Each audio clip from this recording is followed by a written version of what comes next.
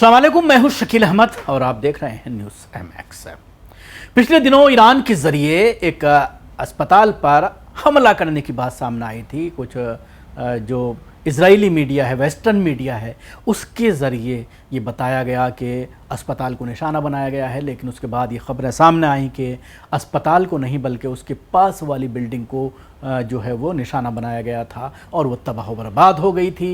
उसके बाद Donald Trump से लेकर के इजराइल के प्रधानमंत्री बेंजामिन नेतन्याहू तक का बयान सामने आया और उन्होंने मानवता की बात कही और ये कहा कि अस्पतालों पर हमला किया जा रहा है। इजराइल के डिफेंस मिनिस्टर का भी इस मामले को लेकर के बयान आया था और ईरान के ऊपर यह आरोप लगाया गया कि अस्पताल में कई लोग ICU में थे, कुछ लोग जो है वो ज़िंदगी और मौत के बीच जो है वो लड़ रहे थे, लेकिन ईरान ने अस्पताल को जो है वो निशाना बनाया और उसको तबाह बर्बाद कर दिया। भूल जाते हैं ये कि किस तरह से पिछले 22 महीनों में गज़ा और उसके आसपास के इलाकों में कई सौ अस्पतालों को पूरी तरह से तहस नहस कर दिया गया, उनको उजाड़ दिया गया, उनको बर्बाद कर दिया गया, उन पर बम बरसाए गए, अंदर घुस करके लगातार फायरिंग की गई लोगों पर जो अस्पताल में एडमिट थे और बहाना ये बनाया गया कि ये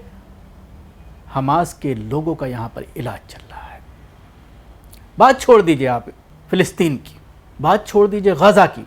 अभी हालिया दिनों में ही इजराइल के ज़रिए ईरान में 8 मेडिकल सेंटरों को निशाना बनाया गया है। ये ख़बर आपको कहीं भी नहीं दिखाई दी गई होगी।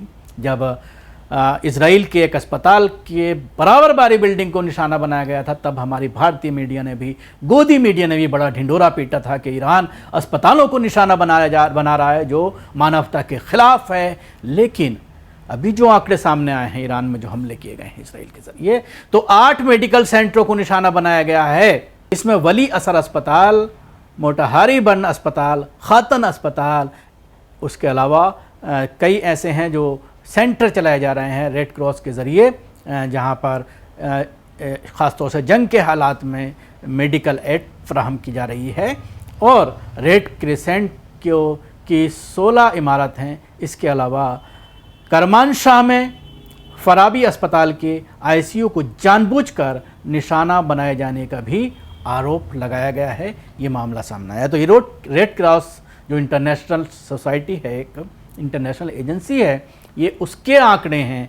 ये ईरान के ज़रिए आंकड़े नहीं दिए गए हैं, बल्कि रेड क्रॉस ने ये आंकड़े जारी किए हैं और ये बताया है कि किस तरह से 8 अस्पतालों को इजराइल के ज़रिए ईरान में निशाना बनाया गया है। इस पर कोई बात नहीं करेगा, ये कोई मानव अधिकारों का हनन नहीं होगा, इसमें किसी तरह की कोई परेशानी नहीं होगी।